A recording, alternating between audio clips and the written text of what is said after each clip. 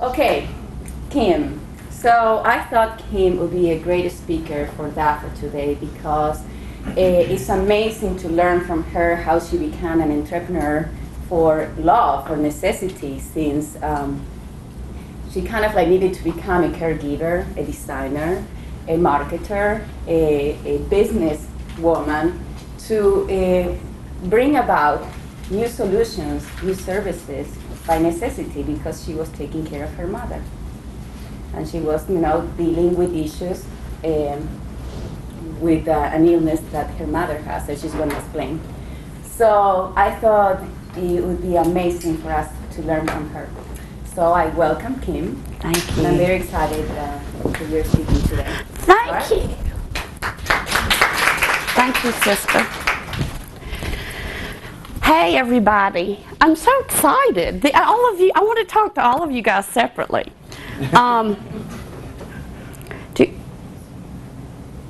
Just push up. Whatever button, yes.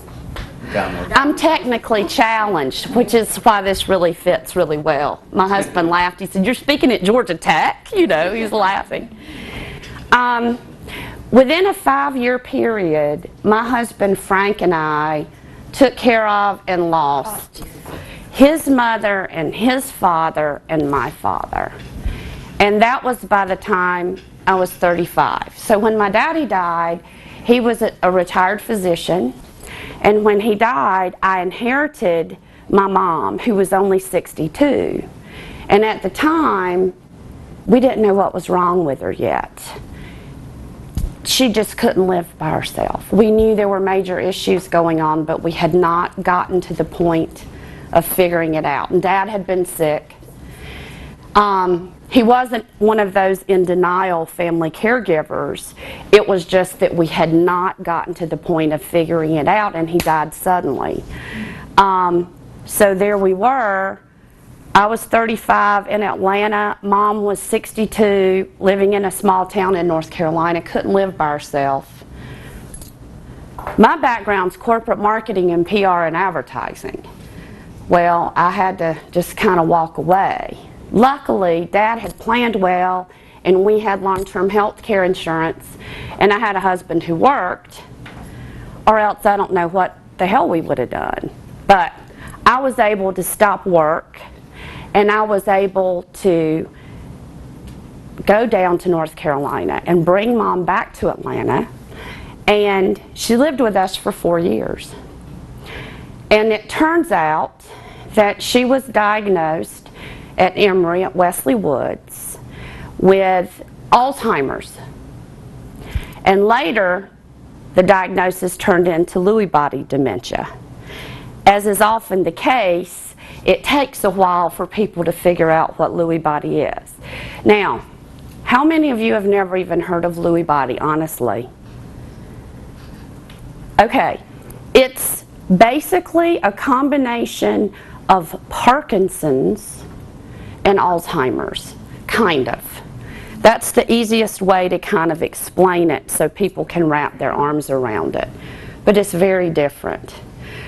People with Lewy body dementia, their memory's much better.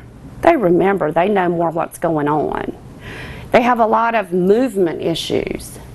It's like their brain isn't telling their body what to do. Kind of a little ALS-ish in a way.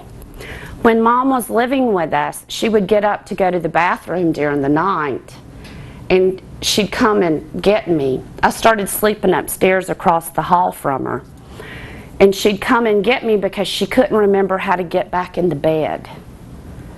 Her body, think about it. To get into bed, you've got to go, okay, I need to put my fanny right here so that when I sit down, the pillow's here. There's a lot of thinking that has to happen just to get into bed. And she knew what she wanted to do, but her brain wouldn't let her do it. And with the Lewy body dementia, the people are aware that they can't do this stuff, and they're very frustrated, and it's just very disconcerting. So anyway, as she was living with us, I just started learning everything I could and going to every class and every event. I kind of became a training freak, a little training groupie, and I went to every Alzheimer's, every dementia, every aging, every caregiving thing I could find. And over those 4 years, we started using every long-term care service. Later, Mom lived in assisted living, but this primary part I'm talking about is while she was living with us in the home. We used in-home care. We used adult daycare. And what happened was all those different professionals that I would go and talk to, they'd never heard of Lewy body dementia either. So I ended up kind of being a teacher, you know.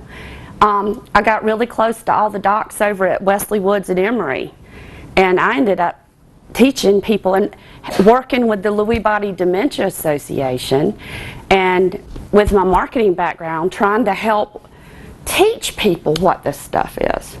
So that's just a little bit of background. So, what happened while Mom was living there, other than having a very different life? I don't know how to do this. Look down. Wait. Okay, technically challenged. Mom couldn't use the remote control. You know, she just couldn't use the remote control. And as I read and studied, that's really something that happens with tons and tons of older people. Hell, I can't even use our remote. I can't even do these buttons right here. So, since Mom couldn't do the remote, my husband and I were like, well, if Mom can't do it, how many other people are having these problems? So we started really thinking about that and looking at it. And my husband, Frank, his background is in video and film and the equipment of that. So we just were like really scheming and talking about this. And so, you know, seriously, how many of you even use all the buttons on your remote? Ooh! I don't even know what all those buttons are. And now that I'm 44, I'm starting to have that eye thing, you know, that happens. Where you, and it just is popping up really fast. And so I'm starting to have this little eye thing, and I can't even see where the guide button is, you know. So I decided I was going to go out and do like a marketing analysis. I was wearing my old school hat of my old job for 15, 14 years. And I went out shopping. And I went online. And remember, this is like in 2004, right? So the internet was going, but it's nothing like it is now in terms of aging and caregiving stuff. So when you're looking for remotes for older people, they have this, right? They have this, okay? This is a normal remote. It has upwards of 40 buttons where you have to do this. And if I'm in my 30s and I can't even do it, and I'm, you know, at that point, and I'm not like a stupid girl, I'm not a Georgia Tech girl, but I went to Chapel Hill, even though y'all beat us at basketball. I figure, you know, if we can't do it, what about the older folks? There's this, but look at the definition of the colors and the words, you know? Then there's the children's market. Somebody in the children's market came up with this Wiimote. And this is actually really cute and clever. And they decided that since it worked for kids, they would just say, oh, well, we're just going to throw it in the aging market. Well, it's so not intuitive. We bought it and tried to use it. I couldn't even understand. I mean, I was like, well, I don't know what I'm supposed to do. And my mom certainly couldn't use it. So with all of these, we kept talking to Mom the whole time. Like she was our control group. That's what you scientists say. And we couldn't do it. So we were like, no, there's bound to be a better way. This thing came out later, and it's actually very cool. It's knobs. Like old school, like turning the channel knobs. So this one's cool, liked this, but that still didn't get it. That didn't resonate with Mom. And so, also, as we were talking about this stuff, when I'd go and pick Mom up at different places, I'd talk to the people that were in adult day with her, and I'd sit down and visit with them, and I'd show them some of that stuff. And so that's what the competition was. And we said, there's got to be a better way. There's got to be a better way. The need, you know, once you really sit and look at all the people who need something simple, and when you really start to analyze the fact that there is a world of people that need simplified technology. And then I learned all about, oh, there's this whole assistive technology thing, and I got all excited and started going to those classes and sessions too. But nobody was really doing it from wearing the hat of the users, in my opinion. People weren't addressing who these users needed, who they were and what they needed. And it just really bothered me. You know, I started really focusing on this. And, I mean, just look at how many cognitively impaired people we have. Look at just people with vision impairment. We know the boomer market. We know what's happening. We know that we are an aging world. So I figured we got to do something about this.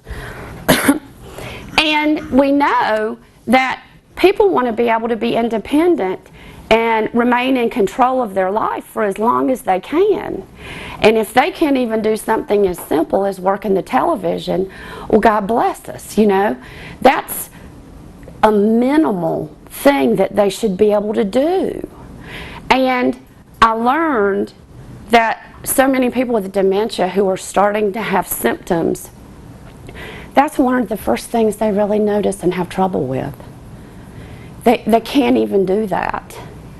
That's one of the first things that families notice, and it causes so much frustration and sadness for the people themselves. So we kept messing and we kept looking and thinking. There's stuff like this. You know how, now, if regular remotes get lost in the cushions.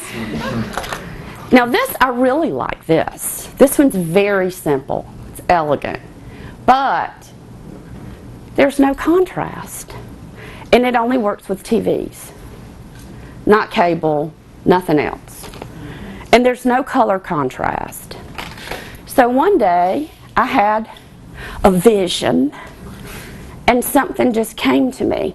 And I guess it was just osmosis of having really studied and learned about dementia and learning about all of this. And I kept hearing John Sanford speak. I mean, I'd travel all over the country going to all these aging conferences. I learned about universal design. I thought that was so cool. And this is what I made up.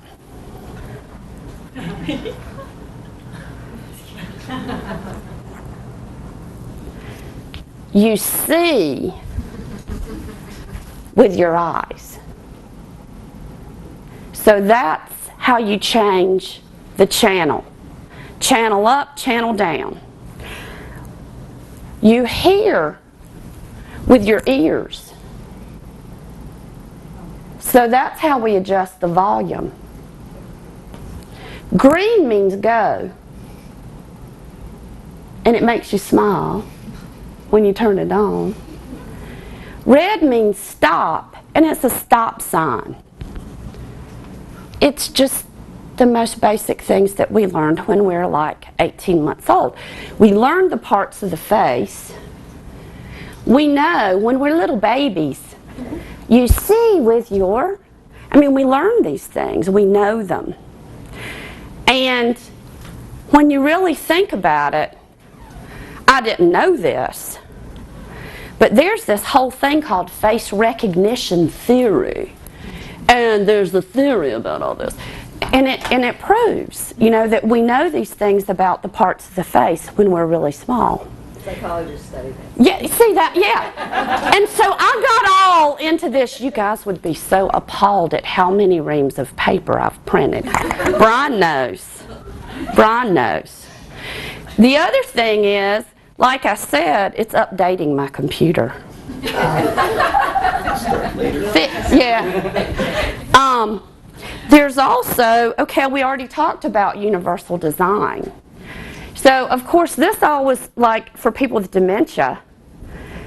But then it was like, well, God, this can work with people with autism.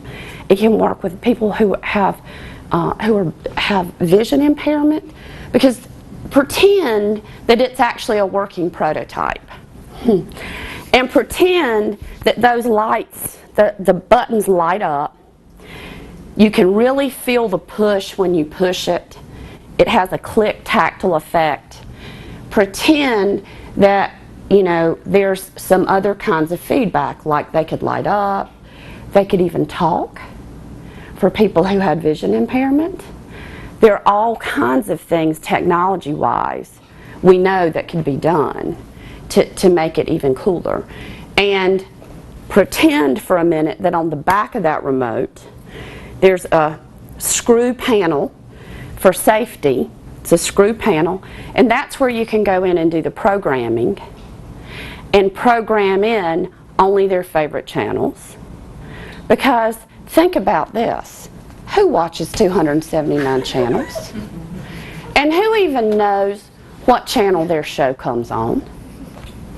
I don't know fully with all the buttons, so I know. Well, you are not my target market demographic. Not yet. Not yet. But so for in the back, you know, this isn't fancy at all. This isn't a fancy drawing. But pretend that in the back with the screw thing, you know, you screw it off, and it's very simple programming. We know that these smart TVs can go ahead and scan blah, blah, blah, and find the right TV code. And then we also know that we need somebody else to probably do this programming for them, obviously, for the children or for the aging adult or for the child with autism or from whomever. So all of this stuff can be done in the back. And if you wanted it to talk and speak the button functions, you could have it do that, or you could turn it off. It's really kind of endless when you start thinking about that. But that just kind of gives you an idea of what the thinking is. And it's all possible. All that kind of stuff exists. We know that. So the other thing is Montessori theory for kids. This totally focuses and supports Montessori. Because the whole issue with Montessori theory with kids is that you focus on what they can do. And you give them what they can do. And with all older adults, and especially people with dementia, we never want to remind them of what they can't do. We always want people to feel successful in all of these types of people we're talking about. And then there's this guy by the name of Dr. Cameron Camp. Good friend of mine. I adore him. So I met Cameron at a conference years ago. And so this was, you know, he has taken the whole Montessori theory with kids and he's translated it so that it works for people with dementia. And it's phenomenal. And I've taken a lot of his workshops and I've done it and it works. And so I talked to him about this. I showed him this. I talked to all the different doctors and neurologists and all kinds of different people. And it's like, yeah, Mom got it. I took that little thing and did not scientific focus, you know. I did qualitative groups with people, and I'd sit with them, and I'd ask them, what do you think this is? They get it. Bam. They know. They know. They get it. My little nephew, when he was 2, I said, "Will, what do you think that is?" He said, "Auntie, that's a tomote." For the TV, it's a tomote. I mean, he got it. And the other thing with kids, we don't want kids watching all that stuff on TV. We want to have them only watching the channels we want them to watch. So the beauty of this is that this face concept could be SpongeBob, it could be Bert, it could be Ernie, it could be Mickey Mouse, it could be Dora the Explorer, it could be Thomas the Train with a little creativity. This is where my licensed product marketing background came in. I found a great patent attorney, and we decided we were going to go for this. We were going to go for you see with your eyes, you hear with your ears. You can't really go for a stop sign, right? But the whole concept of controlling what you see with your eyes and what you hear with your ears, the utility patent just granted in the UK. Our design patent of that just granted in the United States. And we have patent pendings in the EU, Canada, and other different kinds of applications for it in the United States. And I just talked to Ralph yesterday, and he had just gotten off the phone with the patent guy in the office. And the eye-ear concept of the utility patent should grant by the end of this week. So that allows not only just for a TV remote, but it allows using it on other kinds of remotes and using it on other kinds of products, because the interface is what's been missing. Now, I want to come back to something else in terms of dementia. There's this whole thing called retrogenesis. And that is what we know about people with dementia, is they remember longest what they learned a long time ago. You know, they might not remember what they said 2 minutes ago, or the people with Alzheimer's, because a lot of, as I said, the dementias are different. But people, as they age with dementia and as the dementia declines, a lot of times people forget recent things, but they remember things they learned. There are all kinds of other scientific names for those kinds of theories. But we remember green means go. We remember red means stop. We remember that we see with our eyes and that we hear with our ears. So, as I had explained, you know, compared to the competition that we looked at, it's so much more intuitive. It's visually understandable, and it's fun. It's funny. At first we were worried about, will people with dementia or early stage dementia or older people, any older, will they be embarrassed and think this is childish? Well, we've, in our own way, tested that too. No, they think it's fun. And in talking to all kinds of people about this, people are like, well, I want one because I can't work my remote. And there's a whole, you know, concept for the boomers. Well, it could be, for us boomer types, it could be more like a Mr. Potato Head concept, because that was more in our era, right? And then there's this really dear friend of mine.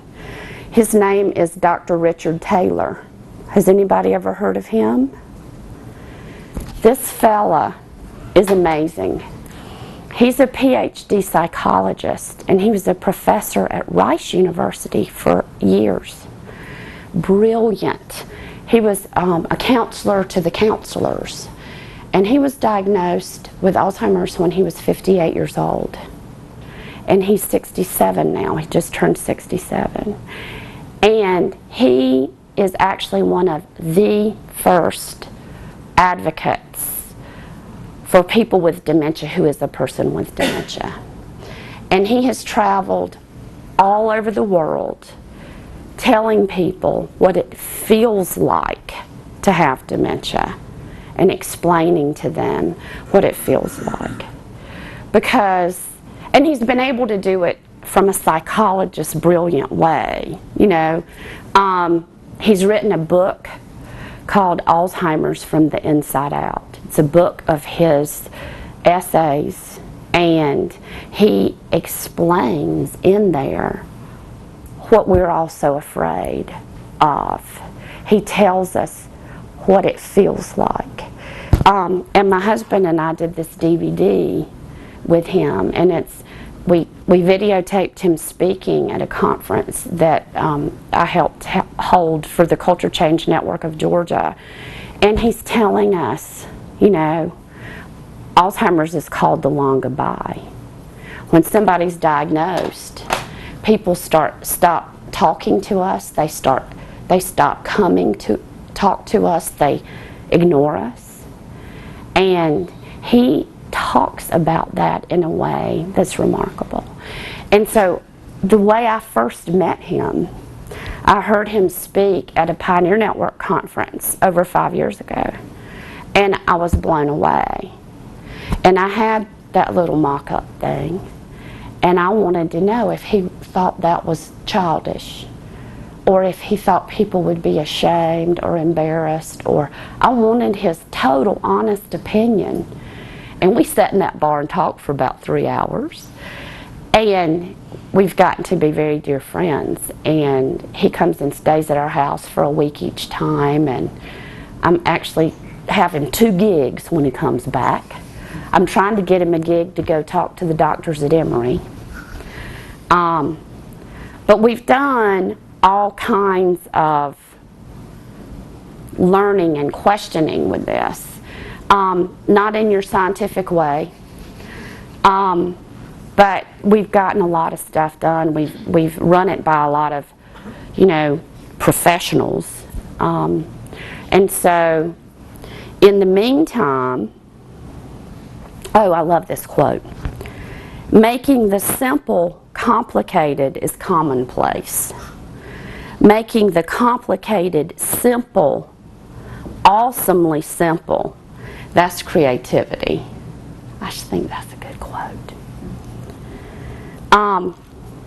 As I was talking to you guys about the concept of changing what you see with the eyes and changing what you hear with the ears could be integrated into lots of other different product lines. I'm sitting there hearing about all this in-home monitoring and all this, and I'm going, what about the people with dementia and the people who need simplicity? We're designing things too hard. We're not putting ourselves in their shoes. And there's all this amazing stuff that you guys all do, but we got to make sure that the people can do it. So I'm talking to a guy right now who's making some digital picture frame thing. It kind of sounds like a computer for nursing home people, and he wants to use this, as part of his project. So all kinds of cool stuff's going on. And this page is like the marketing page. What would we do? How would we get this out there? And we haven't made it. We haven't made this because, quite honestly, raising money is quite a problem. And quite honestly, I haven't even been spending time trying to raise money because I've gotten so involved in the culture change movement.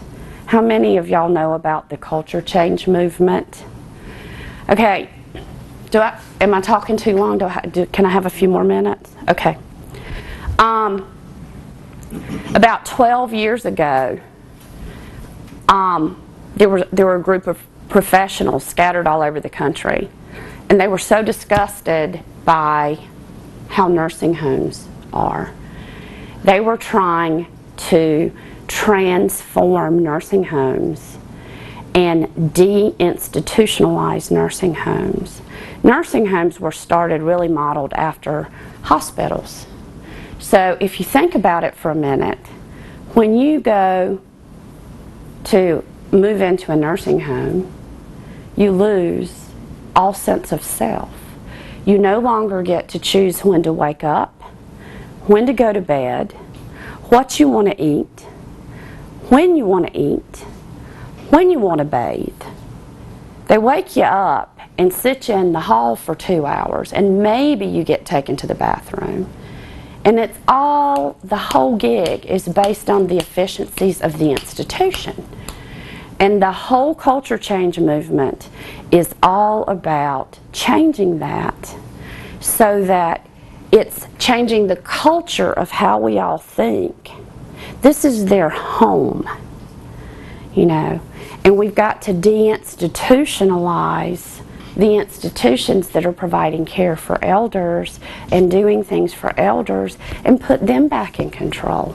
When would you like to wake up? You know, would you like a shower or a bath? And a lot of it's basic stuff that we don't even think about until we're in it. I didn't think about all this stuff until I was doing all this with my mom. And thank you. And I realized how awful it was. And I went out looking for better ways, especially for people with dementia. And I found out about the National Culture Change Movement. And the national organization that's doing that is called the Pioneer Network. pioneernetwork.net. And they're the leading organization that are leading the trail on this. They're tied in nationally with all the big aging organizations, ASA, ACA, all of them. They're also tied in with CMS, the Centers for Medicare and Medicaid. And this has become a to-do. CMS is requiring this kind of thinking now. So it is the future. And in 2008, I met Walter Coffey. I'm sure some of you all know him, with Aging Services of Georgia. And we founded the Culture Change Network of Georgia because we didn't have anything going on. We were the 31st state. We're behind. Imagine that. So in the past 2 years, we've really been trying to teach and get the word out about this culture change movement in the state. And this whole world of design and technology and universal design, all of this stuff fits within this umbrella of the culture change movement. So I brought handouts so you guys all have some information about that. We have a conference every year, a summit, a culture change summit, and it's going to be in October. We don't have like regular meetings yet, but we'll get there. So I just wanted to let you all know about that so you can check out our website. And in terms of the remote, I've been working so hard on this person-centered care and working with Richard on humanizing dementia care and that type of thing, that I know that one day something really good's going to happen with this remote. And in the meantime, our patents are granting, and I'm just feeling positive. So that's my story. Do y'all have any questions, comments? I hope I didn't overwhelm you. I'm a little passionate when I talk about all this stuff. Yeah. I just am curious about how easy it is, and you may not know this since you haven't developed it yet, to make these work with everybody's television. I mean, Brian probably knows how to do this, he's Yeah, the I was electrical thinking about it. engineer, but, you know, is that, we all have so many remotes because it seems like you need one for every machine that you have. And so, would that work with just any TV that has cable, or? There are, and we've talked to different companies that make all these things, and there are universal codes. And that's why it's hard to make a working remote unless you're all hooked in with the universal code people. And there are universal codes that can be embedded in there. And when you go to the back and you push the, like, find my TV button, it can find your TV. One of the biggest challenges is when you've got the cable box and the remote, and the TV, you know how sometimes they get out of sync? That's the scariest, biggest problem. But I know some of you smart technology people can figure that out so that that works.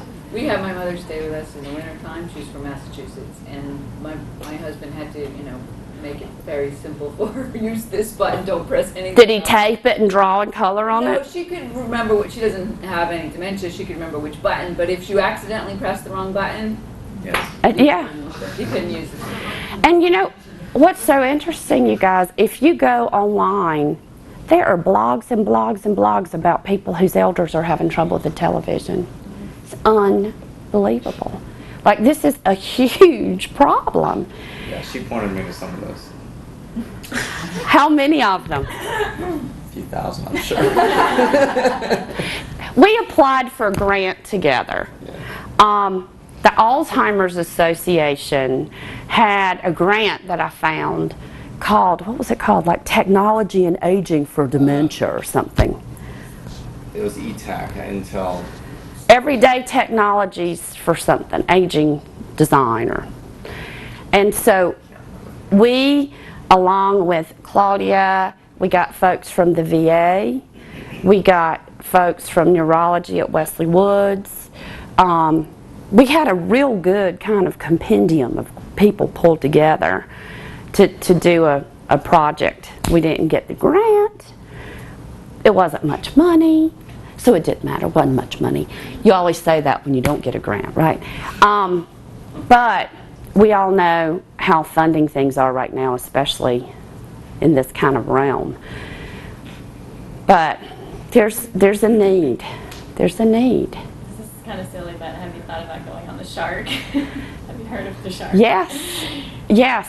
Thank you for saying that. I think you would bode well with your presentation of the millions of possible users. One of them would invest in you. Thank you, darling. A year and a half, 2 years ago, Oprah had something with with home shopping. What is it? Not HGTV. It wasn't HSN, it was the other one. QVC. Oprah had something with QVC called What a Great Idea, or something like that. And we applied, and we got chosen, and we actually went up to Philadelphia, outside of Philadelphia, to the QVC headquarters and pitched. And they loved it. QVC loved it. But we didn't have it made. You have to have it made to be on QVC. You have warehouses full of Full. But they were totally into it. The guys like, get back in touch. The other thing is, there's something called the Silicon Valley Baby Boomer Business Summit, business plan competition. And we entered that in 2008. We didn't even have a business plan yet. So first we had to write our executive summary, and that made it. Then they wanted the business plan. Then we had to write our business plan. And we got chosen. And we went out to Silicon Valley and pitched. And we came in second in the general category. So that was really cool. That was exciting. It is exciting, it's really cool, and I see a tremendous market. So the question I have you ever thought about or projected out what the cost would be? We've done all that stuff. A lot of the costs, though, are really kind of made up silly, because They're two different hats. Okay, so for retail, we're thinking $34.95, right? In terms of if you get really specific, funky stuff on the inside, you could even have a higher level one for higher needs kinds of people. So you could have a smarter one. In terms of doing the making of it, if you're doing it in the right kinds of quantities, that totally will work. And that will work with selling it, the price points for the different retail channels. In terms of us trying to be manufacturers, it really doesn't really make sense. It's silly and silly stupid because, well, finding a manufacturer partner. But I don't want to. There are people who do it. Stand in line to make something if you have the right thing. So the deal is really the ideal thing is to license it to people who are already making all this stuff. We don't want to make this stuff. I want to go out and teach about humanizing dementia care and culture change. I want to teach people to treat people with dementia like human beings. You know, this is part of it. This is part of it. But I know that we can find the right people. And we just haven't quite had time yet. And I just wish that somebody would come and say, well, let me just take that and run with it. I'll make it work. So one day that, you know, I don't know, I'm just feeling real positive. What do y'all think? Does this make sense to you? Does this interface make sense? You I've especially wanted to meet. I think it's great. I've got your books and everything. I think I've even quoted y'all in my business plan stuff. Personal experience, my father had brain damage, which gave him dementia-like symptoms. And for 7 years, he either lived with myself when I lived in California or my sister that lived here. And towards the latter part of that, we had to place him in resident care. The biggest concern, because this was a Southern man, and you know, SEC football, the races, his vision was quite diminished, but he could still hear well. Yeah. So his TV, when one of us weren't with him, was something that gave him great comfort. Even though he was in a great facility, you want something that's familiar, and that was the sports teams forever. So, you know, a couple of my siblings have engineer husbands, and so we took a plain old remote and did tape and paper stuff. And the problem was, if you got it upside down, because it didn't have any ears, he could get it totally off skewed, and he was embarrassed to ask for someone to help him. That's why we did a plus and a minus, because even upside down it still works. Yeah. We did, because even if it's upside down, plus minus works, as opposed to doing arrows, and you can feel it, you know. And for people who can't see well, if it says it, then that's yet another, because we never know quite what's going to click in people's brains. They might need to see it, hear it, and feel it. You know, we don't know what's going to work for them at that moment. So it can be set up so that all of those things can happen, or if it bugs you, you can deprogram it back there so it shuts up and doesn't keep talking. And you can set the volume to stay at a specific volume so that it couldn't get lowered by accident. And in terms of, you know, I'm thinking, how cool is that if, like a nursing home, assisted living, let's say your mama's getting ready to move in. What are her favorite shows? Well, I could have it already programmed for her favorite shows, and how nice and welcoming that is, and how personal, you know. So. Kim, good to see you again. Good to see you too. Hey. You make some great points. I mean, you know, the major themes, seems to me you're just right on. And one of the things I'm encouraged by is technology is moving in the right direction in terms of your Charles Mingus quote. Yeah. The taking complexity and making things simple. And in some ways, it's Moore's law working in our favor, which means processing power is really accelerating. So now you can have an iPhone. And now there's finally enough processing power, efficient enough with the battery life so that you can have touch screens, those kinds of things. We're dealing with this at Simple C. The latest versions, Microsoft's new operating system is Windows 7, and it has native support for touchscreen. So built in every copy you buy, if you buy a touchscreen computer, it works. And It's we're amazing. testing 5 different models. All 5 of them work great right out of the box. And you can put big, simple icons on a computer screen. Now, that doesn't help us with TV remote. But all this stuff, even the processors in the remotes, are getting much more powerful. Yeah. Which means you can embed a lot of this, the programming instructions to simplify things. And touch screens are a huge breakthrough. So Well, and in my gut, I know all that's going on, not all. I'm following what's going on with the in-home monitoring, and I bug him all along, like, what are y'all doing? What are y'all doing? Because with the touchscreen stuff, this could work right on the touchscreen in-home monitoring. In so many different ways.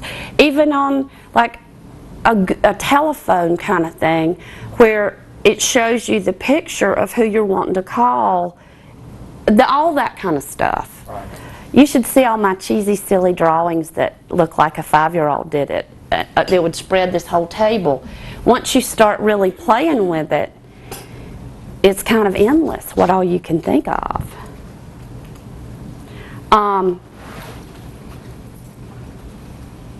What else? I think that's all. Do y'all know any rich people who want to take this and run with it? Does anybody have You do? She does. Your new best friend over there. So, Thank you so much for indulging me and listening and letting me share this story with you. I'm curious, touchscreen wise, does anybody have any thoughts on how someone with dementia would work with a touchscreen? I mean, is that maybe Wendy would be best to ask this, but I'm not an expert on dementia. I only Yeah. know normal cognitive aging is my focus, so I don't know. The dementia thing, I think, is so important for you guys. Oh yeah, I mean, y'all in this world, we've got to really get people focusing on this whole issue, so that we plan for them. It's big. I mean, there are already cell phone applications that can do. It's all There's an right. app for that too. But that can control your home and do things like your Harmony remote, right? So Yeah. if you pull out a piece of that and get rid of all the buttons, you're just setting it for, I want to watch a DVD or a movie. And it sets the lighting in the house, it turns on the projector, turns on the DVD player. All you have to do is put the DVD in the device, right? So I want that. Yeah. But I want somebody to program it for me. I don't know how to do all that. It's a $300 remote, or there may be slightly cheaper versions now, and it has a lot of other buttons on the front of it that, for this type of application are not. I think it's the programming up front. I've got a Philips Pronto at home, which has touchscreen. I've got that new Harmony. I've used all these. And the problem is it's upfront programming, which requires someone with specific and specialized skills. And, it's got to get to the point of intuitive and so intelligent that it instructs itself. I just helped my 82-year-old father replace the wireless router in his house, and we went to, Best Buy and got the Linksys, and it was very simple. Mm-hmm. And I actually assisted him, but he walked through the steps. It was 1, 2, 3, 4, 5, and it was done. Yeah. And it's got to get very simple, but that means it has to be a mass market to be able to afford to put that kind of software and programming up front to make the device easy to use. There are a couple other things, though, about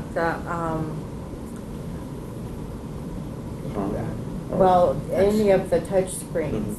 And one of the things that I'm thinking about pulling from not only the Lewy body dementia, which also sometimes has a psychotic disorder that accompanies it.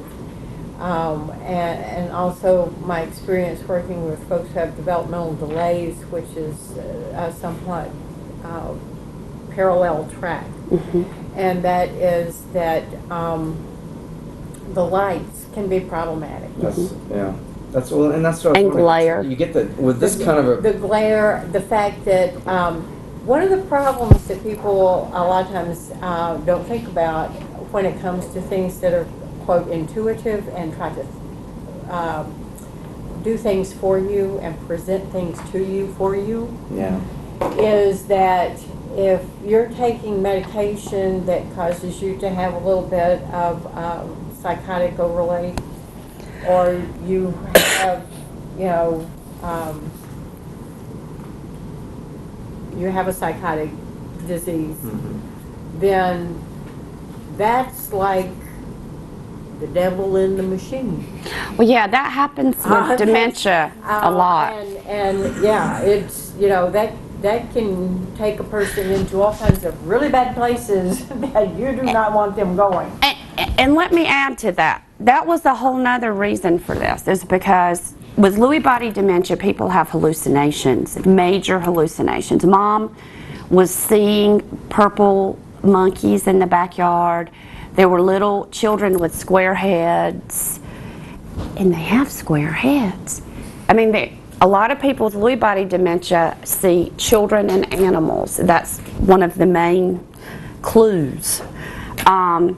And something that I experienced and then learned, but I knew it before I learned it in a class, is exactly what you're talking about.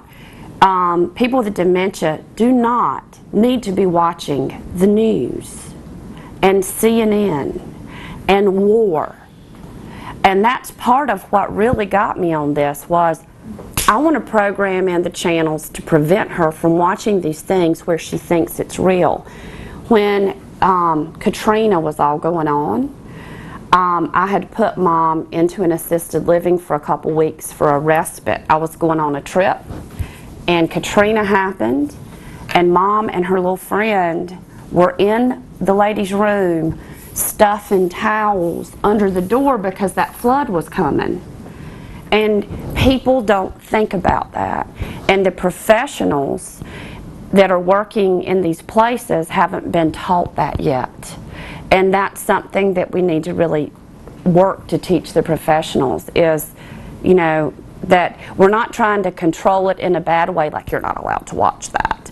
But when it gets to a point where it's causing them crisis and trauma, we need to protect them from it. Well, and the lights, too, the quick changing of the lights on the screen can trigger seizures. And so you don't need to have that kind of touch screen apparatus around because you can inadvertently trigger a seizure. Well, Wow. just commercial TV has a lot of issues. Yeah. The overstimulation, I mean, we all complain about the commercials, Yeah. and the volume increases, and they're so dramatic.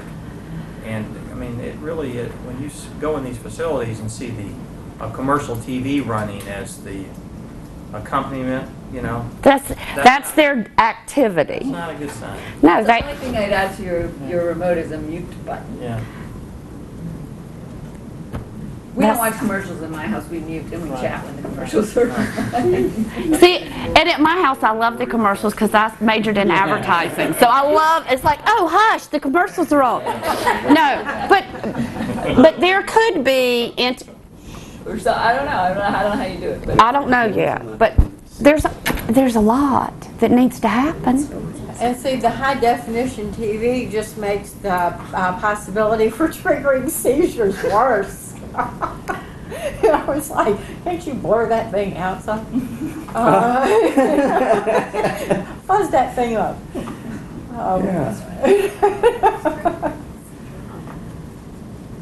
well, shall we thank Kim for a wonderful presentation? Thank you. Thank y'all so much.